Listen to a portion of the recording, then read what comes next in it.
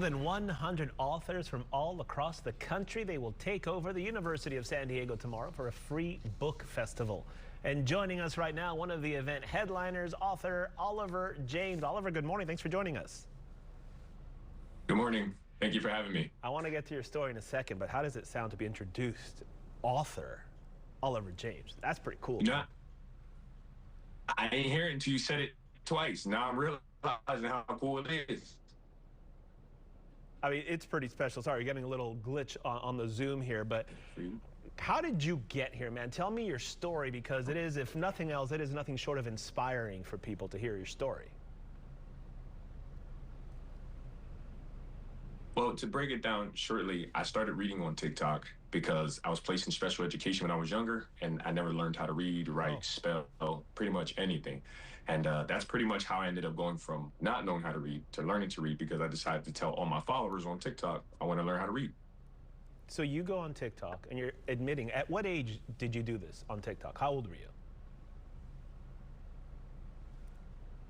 At the time, 34, I think it was. So you're a 34-year-old man, and you have the courage to get on that TikTok on social media, God bless you, I don't know, and admit to something that most people would be ashamed to admit, and you go out bravely and put this out there, and then your journey after that, incredible. Well, I wouldn't say bravely. I think that came from the watchers. I was more scared than brave. You know, it's not easy. But putting it out has made me now see how much it's needed, so other kids and people out there can be brave. They don't have to be like I was. Who helped you on this journey, literacy journey, if you will? You know, a little bit of everybody. You know, everybody I have come across so far. But, you know, like, honestly, it's every single person I've come across since I've talked about it has helped me. I would say myself first, because I started talking about it. Once you start talking about it, everyone can come in and kind of put their own thing in it. But if you don't talk about it, you can't get no help nowhere. You're not gonna get no help. And you know, people hear about the trolls and all the people on social media with their, but most of the comments in your story were actually positive, encouraging, and inspiring. I mean, were you surprised that that's kind of how people responded? 100%. It's not usually what you're shown, yeah. But you know, especially from something you're not good at. I read about a fifth grade, sixth grade, but at that time, it was second, third grade level, and that could be hard coming from, you know, a male in general. Having male friends, that could be really, really hard. So you're saying you're at a fifth or sixth. How do you go from that? And you're still learning. We're all still learning, to be honest. How do you go from that to an author? How do you take that skill and turn it into writing something?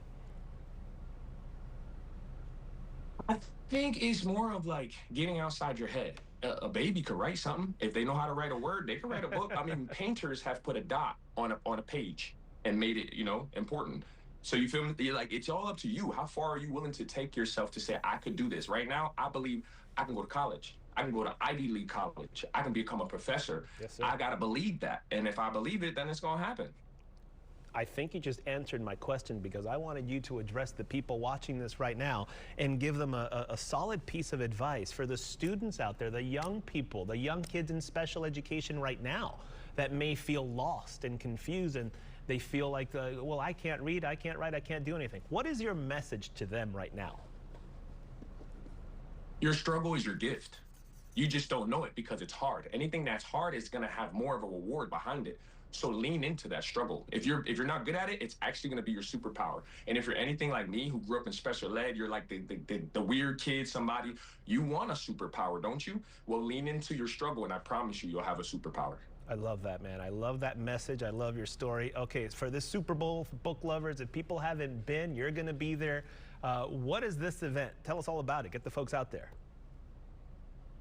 Well, you know, I would say an event of, like, right now, in a time that we're at, it's needed. They're trying to ban books, they're trying to take things away. There's certain things that are going on that it's pulling away from the true thing is we need our children to learn. So I would say it's bringing like an energy of saying, hey, come and support literacy, come down, read, come and support local places, big places. It's something that will push an energy in somewhere that we need as a country. Is there a specific author that you're excited to meet who's going to be there maybe? You know, honestly, I'm still new at the book stuff, so I'm hoping, you know, to me, every author is amazing, because I don't have like a certain. That is fair, man. You know what? Keep going with the message and the learning. Life is a never-ending journey of learning. I love it.